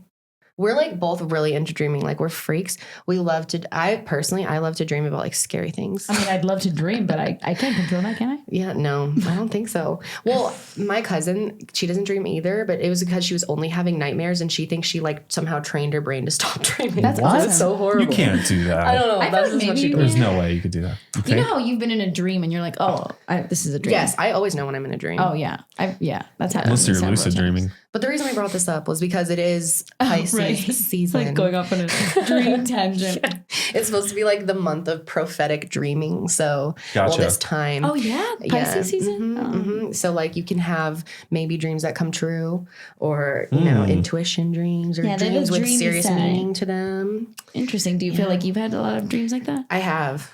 I've had hella dreams. I have hella dreams all the time, though. I love dreaming. Oh, that's awesome. I wish. I use like mugwort oil. It's like this stuff that's supposed to create lucid dreaming and prophetic dreaming. Yeah, I like put it all over my head. Mugwort oil. Mugwort oil. You can get it from like a pocket there. I get it from this girl on Etsy. That's awesome. Are you sure you're not dreaming? Like she probably is, and just isn't maybe you're dreaming them. And you're just waking up with no memory of it. Oh, for sure. Maybe she's like blocking out because they're all I'd be just surprised if like every single night for like how long now? Like since your last dream? Yeah, I mean, I don't remember the last time I had a dream. You can't remember like the last like profound dream you had? I was like, oh, that was interesting. No, I mean, the last dream I can remember was like a really traumatizing one. And I know it was in September. Like I know for a fact it was in September because it was the day after someone I know passed away. Oh, okay. So I had like a nightmare the next day, but I haven't had a dream since then. I don't remember. So you literally just feel like you're just all of a sudden you're like awake. It's like black and then like I go to sleep and then I wake up. Yeah. That is so weird. I feel like I've been gone for hours on this like crazy mission. Oh yeah. Oh no, maybe that's why I feel I toss and turn a lot. So maybe I don't allow myself to fully remember dream them, because like, or to accept them into like your conscious. Yeah. Have you ever checked to see like if you go into REM or not? Like, no. How is she supposed to do that? You can't check and see your own eyes when you're sleeping. Yeah, you can. You know what happens to me all the time? I don't know if this has anything to do with it, but you know, like when you go into sleep paralysis? Yeah. Yes. That happens to me like once a week. No way. That's paralysis? never happened to me. Oh, tell us shit. about that, dude. That is one of the most interesting things that our subscribers are obsessed with, sleep paralysis. So please enlighten us. That happened to me for the first time when I was 12 years old. I'll never forget it. Yeah. Oh my God. I was in my bed and my sister was in the bed next to me. We had like 2 twin beds. And I was trying to call my mom and I couldn't speak. And the more that I would try to fight it, the more that I would try to fight it, the harder like I felt like I was being pushed down. It almost feels like what you would feel like if you got paralyzed, kind of like literally. Like imagine trying to move muscles. Right? Yeah, but it also feels like a pressure too. Like the more you fight it, on top of you, like something is holding you down. Yeah. And the only way to get out of it, I guess I've like trained my body throughout the years because this happens literally to me like once a week. Damn. I have to like move my toes. Like once you start wiggling your toes, like that's how I start. Like, okay, I'm going to get out of it by trying to move my toes. And once I can wiggle my toes, then like I feel the tingle in my whole body and it like comes back. But I fall back into it if I don't constantly move. Like I have to rock myself to sleep every night. So you got to like get yourself going. So so that I don't fall into it. I wonder why that is, why someone would have so many, because I've never in my life experienced that. I've always wondered about it because I've like heard so many things about it. I've asked doctors, but they don't know just either. Like, God, and maybe that's why you don't dream. I don't know. I guess you are dreaming. I think as a result of that, like so maybe you do have like bad dreams. Is that the thing? Like, like your body like you come back before your body comes back. Is that the whole thing behind it? You're like in like a different state of consciousness when that happens. You're like in an in between state when you come out. You're kind of like in a limbo between dream world and regular. Do you open your world? eyes and like do you like look up or?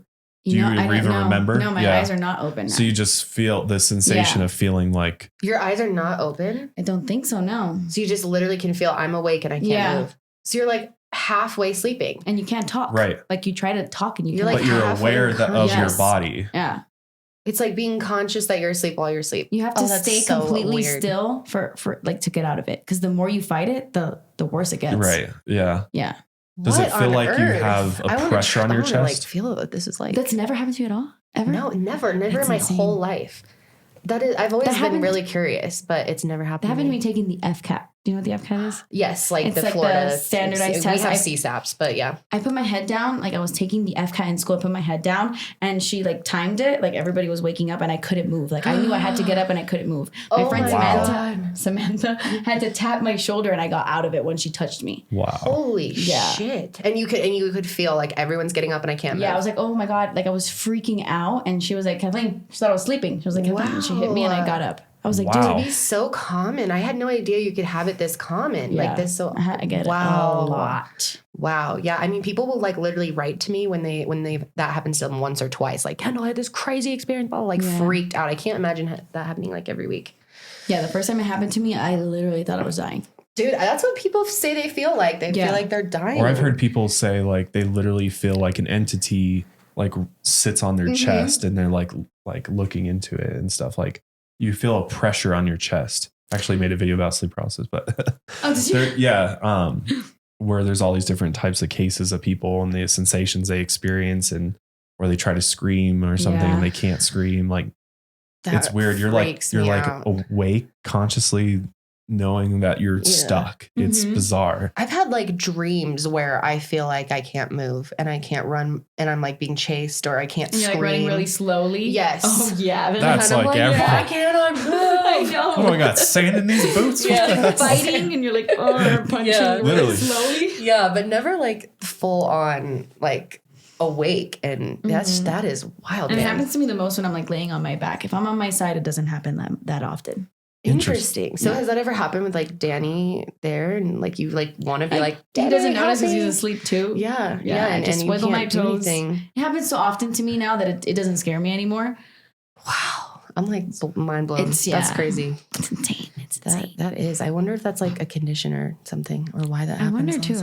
Yeah, that's so bizarre. Yeah. That is I'm sure you would. That is really well, I don't think weird. there's like a cure or anything for it or I don't think they fully understand it. Like we don't fully understand dreaming. Like what the hell is dreaming? Yeah, and like, why am I paralyzed? Like that is crazy. It's that crazy feeling. Why do we sleep? God. Do you even know why we sleep? To charge ourselves. That's what we think, but that's not even true. Why? We don't even know why we sleep. Well, why our bodies need to sleep? Because they're tired. Because your mind doesn't sleep. Mm-hmm. Technically it sleeps, but it doesn't stop, doesn't shut off, Yeah, it continues going. So yeah, that is true. Why do we feel that sensation of being tired? Isn't that weird? I don't know. We're getting into a whole nother episode 2. This is like an astrology / dreaming podcast. But anyway, I know we wanted to talk about the ages of the zodiac because we're actually coming into the age of the Aquarius. And this is a very exciting time, which we'll talk about in a minute. I want to thank our last sponsor for today, Third Love. Kendall, please give us a quick rundown of Third Love because you love Third Love. So I love Third Love. No, for real. Third Love is... I'm wearing a Third Love bra right now, and it is so comfortable. It doesn't hurt. I'm telling you, these do not dig into you. And what's really unique about Third Love, if you haven't checked it out, is they actually offer a fit finder quiz on their website where you just answer a few simple questions, and you get to find your perfect fit in about 60 seconds. They literally come down to how far are your boobs apart, and which way do your nipples turn up and look down. So, shapes, everything. Yeah. Of course, I'm like shapes. Me and Josh went through the quiz and we were like, wait, what are my boobs? But yeah, I was actually wearing the wrong bra size. I was a whole cup bigger than I should have been. And my bra fits so much better now since I did their test, and I wouldn't have known without their test. And I was like, there's no way. I'm going to get this. It's going to be too small. Got it. It was perfect. So wow. I love Third Love. I am a big fan of it. They have a 100% fit guarantee, and every customer has 60 days to wear it, wash it, put it to the test. And if you don't love it, you can return it, and Third Love will wash it and donate it to another woman in need. Oh, wow. That's amazing. Which is great. That's really cool, actually. Yes, I love that. I do too. Yeah, like Kendall said, they have a ton of fit stylists that are available via text, chat, or phone to help you find the perfect fit. Returns and exchanges are free and easy. Like Kendall said, the comfort quality, what do you think? Excellent. It's some of the so best comfortable. that you've ever had. I hate bras. I almost never wear them. Most days I don't wear them. Honestly, if you weren't here, I probably wouldn't be wearing a bra. Yeah, I don't wear bras either at the house. Why? I wasn't wearing one yesterday. I was like, Josh, does this look really tacky? And he's like, well, yeah, you're gonna go out like that? And I was like, yeah. I just hate bras. But these are really, really, really comfortable. And if I'm saying that, then you know it is. But anyway, you can get your first bra off, or you can take it off. Whoa there. You can get your first bra for 15% off if you use the code MILEHIGHER right now at thirdlove.com/milehigher. And you get 15% off. Yes. All right, let's talk about the age of the zodiac. This is actually really interesting. This is. This is probably, to me, other than... So sorry, just to... sorry, Josh. But we're kind of skipping a lot of the astrology stuff now. Okay. Because I feel bad. No, I'm just trying to let you guys know that, we might have to do a whole nother episode to explain birth charts, because there's just too much There's here. so much information when it comes to astrology. Much, it needs more than one podcast. There's no way we're going to be able to explain the houses in this and you guys all need the to stuff I break down wanted to. The birth charts. I feel like you guys need to do a podcast and break down what a rising is, what a moon sign is, what it means to have your planets this way. Someone could walk through because I figured we would get sidetracked a lot and want to talk just about the signs and stuff. So yeah, it's so fun. We can just skip this. We'll go right to the zodiac ages. Yeah, because it is fun. I like this part the best, I think, because this actually gives you a bigger view on the world and, the different ages of the planet and what happens and kind of how it all correlates with astrology. So the zodiac ages are based on the real motion of the earth called the precession of the equinoxes, which, for example, causes the identity of the pole star to change over time. The cycle of the precession lasts 25,800 years, and there are 12 constellations of the zodiac, like we talked about. So roughly every 2,150 years, the sun's position at the time of the March or vernal equinox moves in front of a new zodiac constellation. So each age is actually characterized by the astrological sign of that era. During our existence, our Earth has gone through thousands of great years.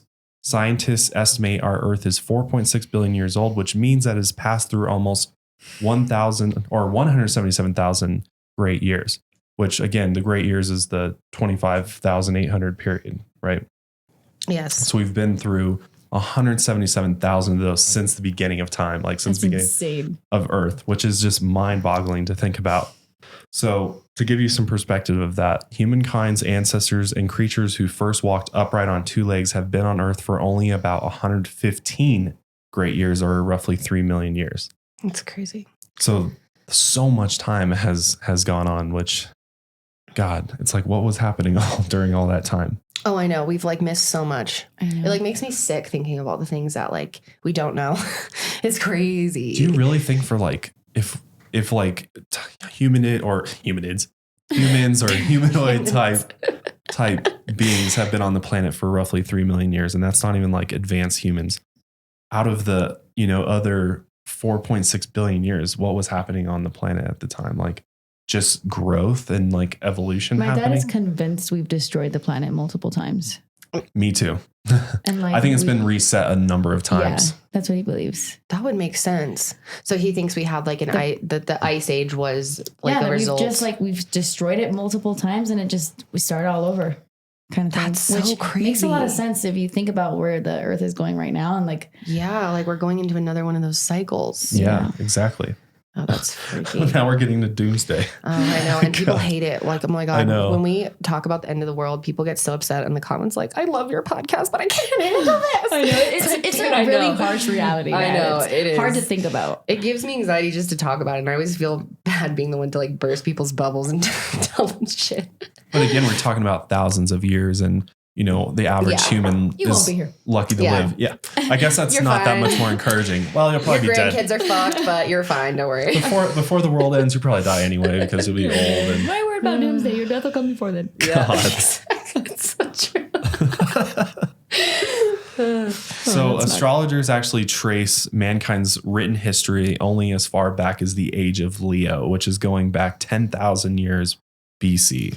That's so interesting to think about. Okay, so this age is characterized by the energy and creativity of human beings learning how to use their environment. Men and women lived in caves and learned to refine highly finished and polished stone implements. The sun ruler of Leo was of paramount importance to Neolithic people, so like Stone Age people.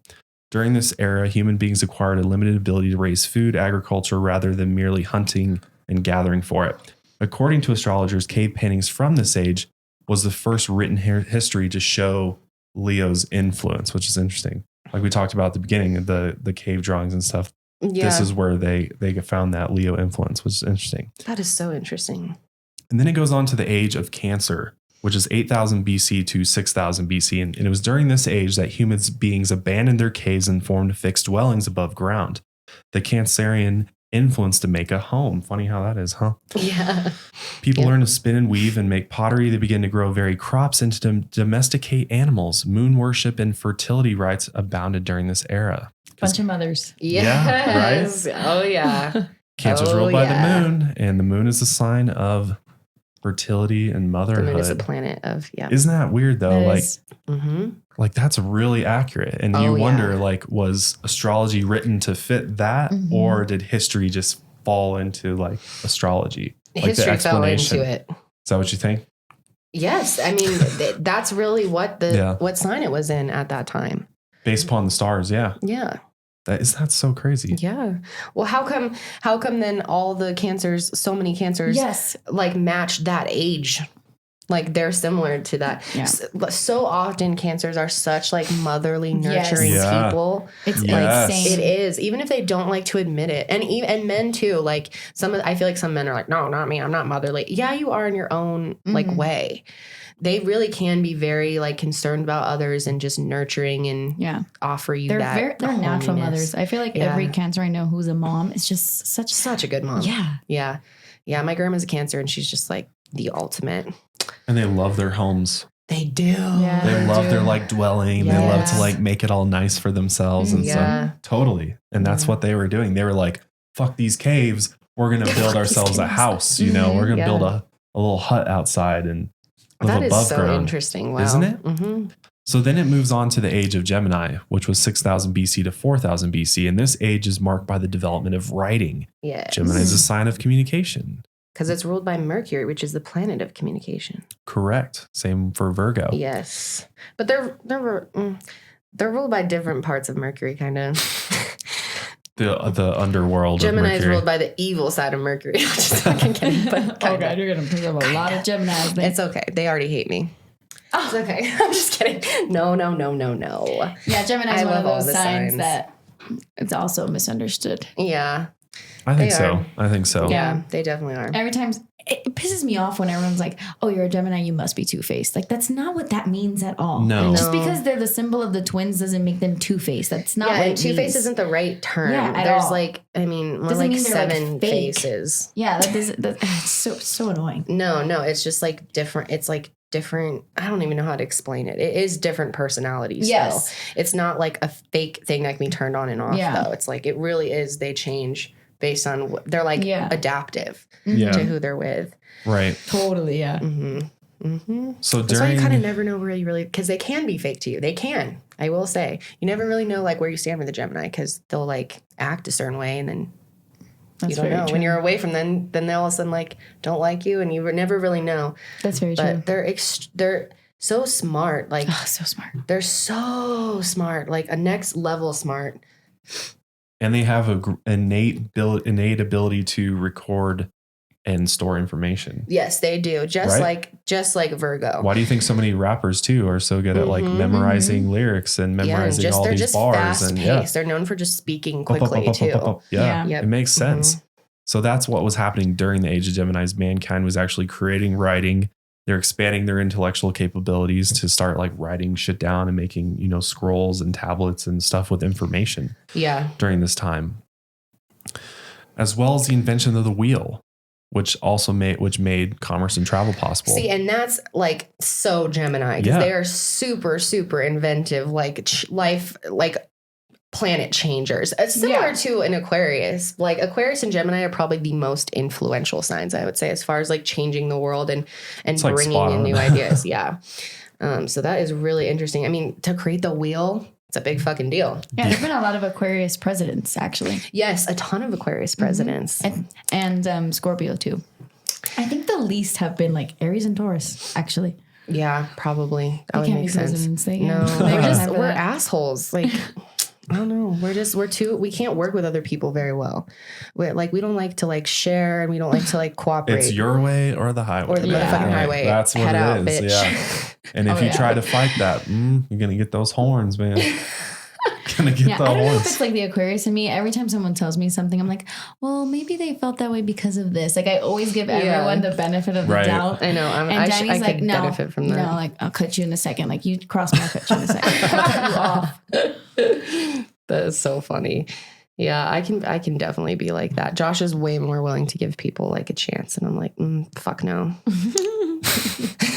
Don't cross me, bitch. You don't give second chances that often. No. But they're also they're also, the thing is with Taurus, they're fair and like they're usually right. They're usually right a lot of the time. Yeah. And I like really value good character in people. And if I feel like someone has like bad character or like, I don't know, I just can't fuck with them anymore. I just can't fake it, just can't do it. So from the age of Gemini, it moves into the age of Taurus. 4000 BC to 2000 BC. Bitches. Which during the age of Taurus, the great Egyptian civilization had its emphasis on the cultivation of land and new technology of building, aka the pyramids. It's crazy to think Danny's a builder. Like he's literally a builder. Yeah, dude, it makes sense. It totally makes sense. Perfect. Which echoes the influence of earthy Taurus. Both the aesthetic nature of Taurus and its solidity are reflected in the beautiful art and architecture of this age. Yes. So that's when they were literally starting to build all these megaliths and pyramids, which how the fuck they built the pyramids? They were like too fancy probably. And even the pyramids, they were like covered in like beautiful limestone. It's so like I would have loved to see that. Like go on a Egypt tour like back during the civilization when it was around. Yeah, join the fucking club. It'd be that'd be I wish I could time cool. travel. That would be like my one wish. Oh, I'm sure it's so different than like what we think it is too. I know. Oh, I would love to see. I'm sure it was amazing. Okay, so if you could time travel, what time would you want to go to? That's the question. For sure. We talk about this all the time at home, like Egypt. Like the Egyptian times. I think 100%. So too. It's just life was so extremely different that it would just be fascinating. I would do anything to see what they were doing back then. I also think it would be cool to like travel back in time and see like really important events and like be there for every event. Yes. That would be like epic. Mm-hmm. Like be there when like the Berlin Wall came down. Like, like when Christopher Columbus landed. Yeah. See Christopher Columbus land. What's pathetic ass. Didn't even make it to America. That would be the event that I would change. That's a fucking event. We had this last week. I would go and I would X that motherfucker and put him back on the ship and send him back. Well, then we wouldn't be in America. Effect. Yeah, we'd be fucked. Well, if I could fucking change time. Well, the Native Americans would be better off though. Yeah. So it's kind of give and take. That's what I'm saying is like. Yeah. We wouldn't even be here. Columbus was a piece. Oh shit. Yeah, he was. Columbus was your son. He was this guy that like murdered everyone, right? Yeah. He's a terrible. I saw your video. He murdered so many people. It's like insane. But the funniest thing about him is that he never even made it to America, though. I just love that. Like, he's like supposed to, he got to the Bahamas. South, yeah. God, what a liar. Yeah. We have a holiday after this, dude. Like, what the hell? Oh, he only has a year. We don't even know the day. I figured that wouldn't be 1451. Yeah, we don't have a birth time for him. No birth chart for Chrissy boy. But so I guess we can't even know. His died on May 20th. That's it. All right, so from the age of Taurus, it moved into the age of Aries. I know. I'm done with Christopher Columbus, man. Okay. So the age of Aries was 2000 BC to 1 BC, and this era is known as the Iron Age, when mankind learned to fashion weapons from iron.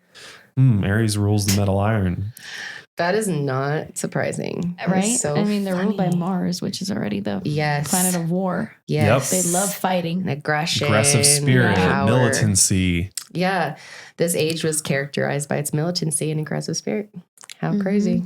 It's when the Greek city-states rose to power. Alexander the Great conquered the world. And then in the later part of the age, militaristic Rome became the most powerful empire ever known. Which that's crazy to think about too. How well these match Rome up. took over the world. It is. It matches it like spot on. And then they say it's not real. Those doubters. So then we get into the age of Pisces, which is 180 to 2080. Which during the age of Pisces, what does AD stand for again? I'm sorry. After death. There's different variations of it. After death, right? Yeah. Like people after say, death of Christ. Yeah, which I don't know why I based off him, but anyway, during this time, which is also interesting, is this was when like the enormous influence of Christianity like literally changed the world. That's when like, Christianity spread throughout the entire planet pretty much. And Pisces is the sign of spiritual knowledge. So it's interesting that it occurred during that time. The fish, which is also the symbol of Pisces, is also the symbol of Christianity. Oh yeah, it's true. Oh yeah. That's funny. Yeah. And what's really interesting is how many people like are religious that are Pisces. Oh, my mother. Yeah. So many of them. It's so like, I remember I talked about that in my video specifically. She's Catholic. She's very like close to God. They like feel a connection to something and whatever you end up believing that something is, it depends on the person. Yeah. But they feel deeply connected to some type of something, energy or the other side, whatever it is. For sure. Interesting how like Christianity was like really spreading at that point too during that time. That is really interesting. And really like ingrained itself throughout the entire planet, like all over. Like pretty much every country, you're going to find Christianity there. That's because we had just gotten out of the age of Aries. Must have been rough. Yeah. Right. Coming to Jesus now. Everyone's like, please, no more war. God, we're over this. Fuck. I can't even imagine. I'm sure that was a fucking brutal time to be alive. Oh, shit. People getting murdered in the streets. I can't even imagine. Yeah, I can imagine ancient like Rome or like being even in a medieval battle with swords and stuff. Dude, like, imagine like if we had like public execution still. Like it, we're gonna be killing this person in the Times Square. Come join, come watch on your lunch break. Do you watch Handmaid's Tale? No, but I really need to. Oh my God, it's intense. I've heard it's really good. It's really good. It's really intense. Yeah. I need to watch it. I've heard so many good things about it. The main girl's a Scientologist. Oh, really? Like in real life? Yeah. Oh, yeah. She is. Yes. I remember. What's that actress? That's super random, but that is random. But yeah, I don't remember what her name is, but I did hear that. We're like touching on all subjects you've covered on the podcast today. This is just like a mile higher melting pot. Wow, I like that one. Did myself there. Melting pot. All right. So anyway, we're entering the age of Aquarius. Yes. That is the zodiac age we're in. Kathleen's age. And during this age is big stuff's going to happen, which a lot of people think that it started around the year 2000. Other astrologers say it was the year 2012, obviously. Of course. Yeah. But many people believe that we've started to move into the age of Aquarius. So we're in like an awakening. Definitely. So there's a lot of different factors. So wait, this hasn't happened? Like the age of Aquarius has like never happened? We're going into, well, some people think it literally just started in 2012. Some people say we've been 2000. through the great year cycles. So okay. Yeah. Okay. So yeah. You go through all 12 over time. So at one point there was an age of Aquarius. We just don't have record of it. Correct. We only go back to Leo. So we've had 119. So I think you can go back and look at other ages of Aquarius. But again, in modern history, we haven't. So yeah, because we don't have like an age of Sagittarius. No, the written history only goes back to Leo. Age of Scorpio. So before that's that. Right. True. Yeah. Interesting. Okay. So in the duration of the planet, there's probably been an age of Aquarius, but we don't know what the fuck happened during that one. I can only say the planets in order if I sing the Beyonce song. Really? Capricorn, Aquarius. And that's not even the order because it starts with Aries, but it goes Capricorn, Aquarius, Pisces, Aries, Taurus, Gemini, Cancer, Leo, Virgo, Libra. That's the only way I know it by memory like that. Oh my God, that's so funny. Because I'll get confused in like Aries, Taurus, and then like I'll trigger off and get confused. But yeah, but if you have it in like that order. I sing the Beyonce song. The Beyonce song. It's called Signs. Should listen to it. Oh no, I know that song. I put it in my Virgo song, in my Virgo outro.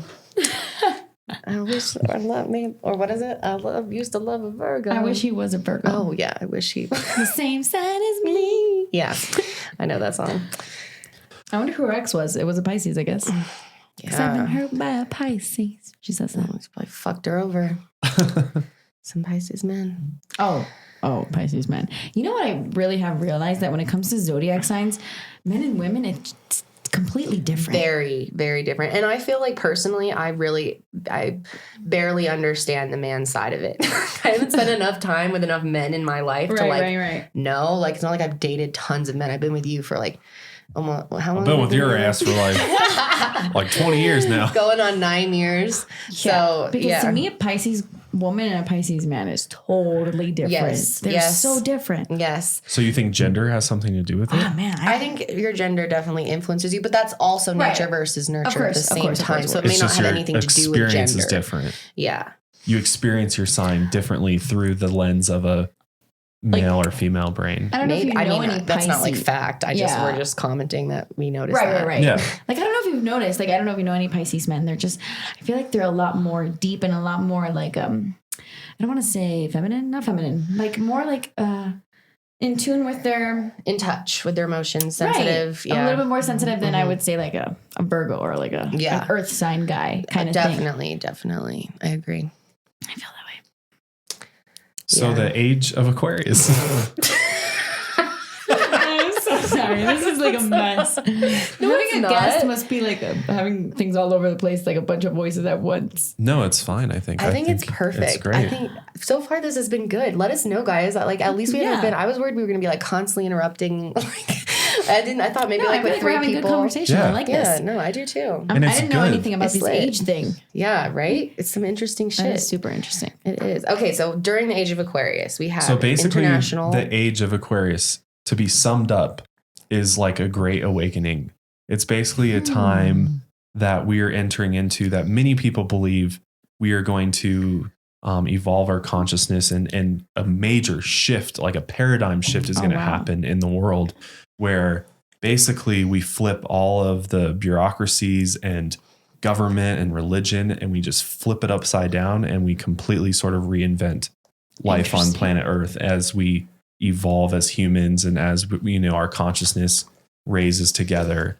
And a lot of this is, some people would say, is just like well-wished thinking or whatever, that there's going to be like peace on earth, an end to poverty and an end to slavery in all forms. Are you singing a song? Oh my God. So are you searching the age of Aquarius song? You're trying to get this copyright right now? Okay, fine. I just forgot about copyright. Fine. Sorry, YouTube doesn't want us to. There's a song. It's called The Age of Aquarius. I always like to sing that. But do you think it's possible? YouTube's copyright ruins my fun all the time. I know. I wish that wasn't a thing. Me too. We could just steal everyone's shit. The content so much. Oh, hell yeah. You could like put in real music. Oh, sorry, Josh. Sorry, I see we're bothering you. He's looking at us very upset. Okay. I don't know what to do. He wants to get through this list. Okay. No, I just wanted to. I'm really excited about the Age of Aquarius. I just wanted to. Aquarius. It's going to be a very. If everything, so when you look at all the other ages, didn't they seem like they came true? Like the predictions for the ages literally like lined up exactly with it. So if you look at this idea of, a paradigm shift or everything changing as far as how we look at one another and how we look at the planet and, all the climate change stuff going on, like we're going to have to figure out how to like all come together in order to save the planet, but as well as like figure out how to coexist with one another on the planet in a way that doesn't, involve poverty or conflict anymore. And many astrologers believe that this is going to happen, within this time period. So the next, let's hope, 2,000 years. God, that's a long ass time. But that's a long time. And we're just we better get our shit together. Like, I know. In our lifetime, that much time. Climate change is a problem now. Just kidding. But not though. Like for real, like 2,000 years? Damn, that's crazy. What is the Earth even going to look like in 2,000 years? If it's even here. Seriously. Baba Vanga said we got like 300 more years. Well, there's a lot of people thinking there's going to be another asteroid or comet headed towards the planet, which could alter everything. Oh, that's not fun. In our lifetime, possibly. Oh. But we're working on it. We're working on ways to actually blow up asteroids right now. Good. I just read an article about it. Yeah. How do we not know how to blow up asteroids right now? You'd think that'd be like top fucking priority, right? Fuck. Seriously. Like they're flying around out there and one could hit us at any second. It's weird to think that they're flying around out there. That just really as we're flying around out there. Yeah, I know. And that's like a whole other topic. I think about that too. I'm like, I'm like in the middle of nothing. Yeah. Yes. Swimming around with no purpose. Welcome to your life. Seriously. No, here's some interesting astrologer predictions, though, that are like very specific predictions. So I don't know if these will come true, but one is expect to see a shift in Hollywood movies from violent films to those that emphasize the power of the mind. Do you think, can you see that happening? Or have we started to see a shift in Hollywood from violent movies? Because I feel like violence has been just like everywhere, like always pushed everywhere in games, movies. It's just I feel like that's not going always away. there. Or will that kind of simmer down as people start to, wake up during this age of Aquarius and like, I want to see some more like power of the mind and what, more peaceful things that we can do with our time. Less killer clowns. Exactly. Versus the last like 100 years, it's been pretty violent, Yeah. Between all the world wars. Yeah. Lots of serial killers, lots of crazy crimes that we've covered on the podcast that, obviously we still see violent crimes and shootings and everything, but I feel like violent crime overall is on a decline, actually. Statistically, it's on a decline. Homicide rate, everything is kind of going down violence wise. So could that be an effect? Chances of like getting away with it exactly. Too. Like, but maybe we are actually seeing the beginning effects of this age of Aquarius. Yeah. Kind of like, again, the celestial bodies, affect us. Maybe they're affecting us in a positive way that we're absolutely. I believe coming into us. Yeah, I think so. I think in general, people are, the whole age of Aquarius thing makes sense. People are really becoming, I think, more open-minded. In general. Absolutely. And just the internet, like just bringing the internet to people, letting people I feel like that's all part of it, Absolutely. I feel like before we even spoke about aliens, you'd look like a crazy person. Oh, totally. I would have thought you were a crazy person like 6 years ago. I would have been like, what the fuck? And back when, all the alien UFO talk started, like governments telling us like there's no aliens, there's nothing. Yeah. There's no Area 51 either. Right. No Area 51. There's none of this stuff. And then now all the truths are coming out. And it's like, I think the age of Aquarius in the next 2,000 years, I think we're going to see a ton of things come to light.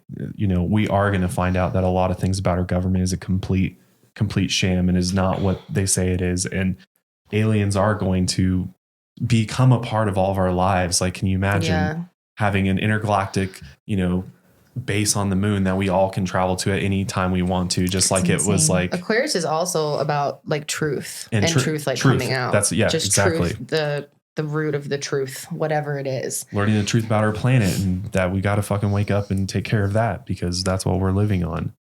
Also on like more specific things, like, do you think men will no longer be trapped by the need to be macho?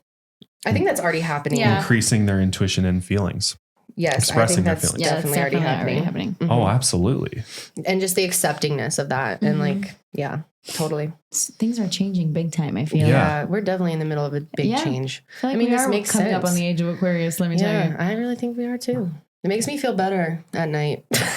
And I think, well, Aquarius has us. We're fine. It's good because like people are waking up and standing up against the bullshit, and people that work for companies that are totally taking advantage of them, or, you know, people are actually like having a voice, and you see, you know, marches and poor Kathleen's so cold. Our basement's fucking freezing. Cold here. Yeah, dude. welcome to Antarctica here. Keep Might it as well 50 be below. from Miami. Like, damn. Oh my God, I know. But I think it'll be interesting to see what happens in our lifetime, and I think we're going to see some major things play out, whether good or bad. But I think there is a lot of hope in the age of Aquarius that things are starting to shift into the right direction. And just as we're seeing on this podcast and seeing the immense amount of interest people have in these topics that we cover, and these ideas of, you know, sort of learning these hidden truths that have been out there, and waking up to the idea that we're not alone in this universe, and we never have been, and we can become a part of this like intergalactic neighborhood that we're in. Intergalactic neighborhood. How cool is that? I like that. We can be, you know, become a part of the rest of the solar system and the universe, and imagine if one day like peace and harmony. Humans have to like write on a form, like, you know, you have to like write your state, you have to like write your galaxy. Which galaxy are you from? How cool would that be? Check the box. Like, I hate change. Milky Way. You're like, no, Like, I I can't don't handle wanna this. write Let's not galaxy. talk about this. Yeah, and it is pretty overwhelming shit. Oh man, yeah. It's So- scary to think about. It is very. But it's cool. It's so cool. Yeah, it is.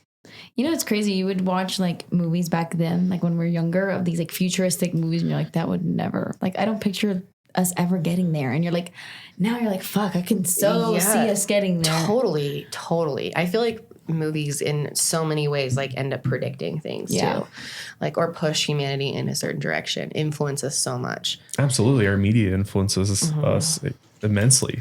As I does saw a our bunch of social comments media. in the last, I saw this one comment had a ton of likes about Star Wars being real. Like, what if Star Wars comes true? It probably will. Yeah, honestly. Could be. I mean, I've never even seen I think all of it them. I might can't be get a through it. while What before. sign is Darth Vader? Evil. Definitely. Don't say a sign. To be like, why are you comparing me to Darth Vader? No, I love all the signs. So, final thoughts. Astrology. What do you think? It's real. Think it's real? Real. It's so real. Yeah. I think you Yes. got to take it like seriously. I think you got to, you know, if you're interested, you definitely got to look into it. I think you may as well explore it. I mean, what do you got to lose? Like, Yeah, I think if you're out there and you're skeptical and you're like, man, my sign doesn't match, I would say try to figure out what your birth chart is. Try to figure out your moon sign, your rising, and maybe you'd understand yourself a little bit more. yeah, just trying to learn about astrology as a whole will help you understand it. Because obviously it's not going to make sense with 1 out of 12 signs. Like, that's not going to make sense. it's worth looking into, though. I think looking at your birth chart or getting a birth chart created. Like, I have one that my grandparents actually made for me because they're really into astrology. And it was put together by the Edgar Cayce Foundation or Association, which we talked about him on a previous episode. He's a famous psychic, the Sleeping Prophet. And they had my birth chart done. And I read through this whole thing. It's like 20 pages or 25 pages. And it goes through every little thing in my birth chart. And it is accurate to every single thing is accurate to a T. Yeah, I'm not really lying. weird. Like, you read this book right here, you know who I am. Like, It's insane how it's we're like mind that, blowing. man. How we're built like that. How? It really is How so does strange. it's wild. I know. So I implore all of you to check out, you know, your birth chart. We'll put a link in the description for you guys, so you guys can go do like a free birth chart, as well as if you want to pay for like a professional one, we'll have some options there too. Because hey, I think it's worth, you know, the $20 or whatever it is to get your birth chart done and really look into it. I mean, it's really interesting stuff. It is. It's so cool to know. I feel like you learn so much about yourself. So much. It's a lot of good self-discovery. Just thinking about yourself on a deeper level. I feel like most people don't do. And astrology gives you the opportunity to Or if really you've look at like yourself.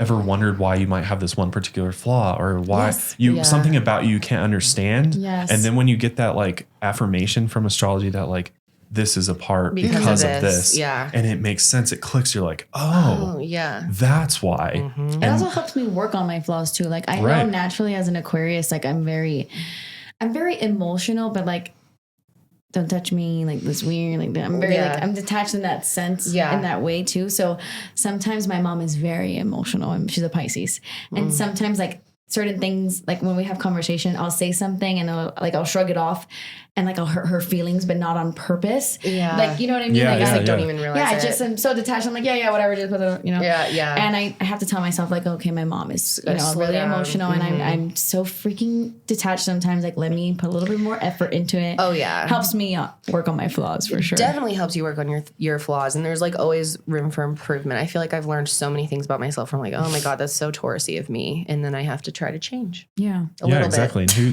doesn't want to work on yourself? No, we ain't changing, but I'll try a little bit. No, Tanya, I feel like, I was born like that. Yeah. I'm a Taurus. That's me too.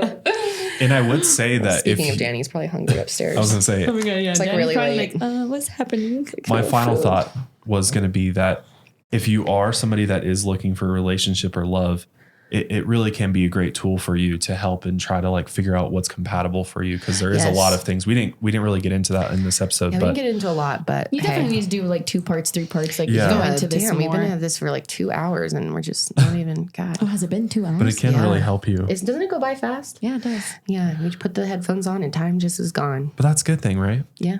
Oh my God, yeah. But yeah, I guess we'll wrap things up here. Yes, thank you, Kathleen. No, thank you for having me. At first, I was like, oh my God, I'm the first guest, so I have to make a good impression. But then also, it's like, I'm the first guest, so I have nobody to compare me to. No bar here. So you exactly. I think it went really good. Bar real low. Yeah.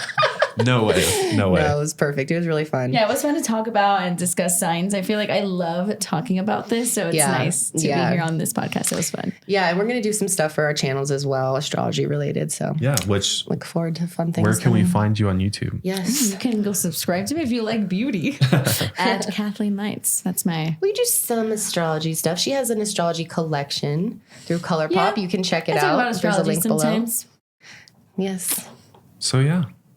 We will wrap it up there, guys. Thank you guys for joining us today on the Mile Higher Podcast. Thanks again to Kathleen for joining us. No problem. Thanks for having me. You're welcome back whenever. Yeah, I'm sure we can go into so many more things. Yeah. Oh, yeah.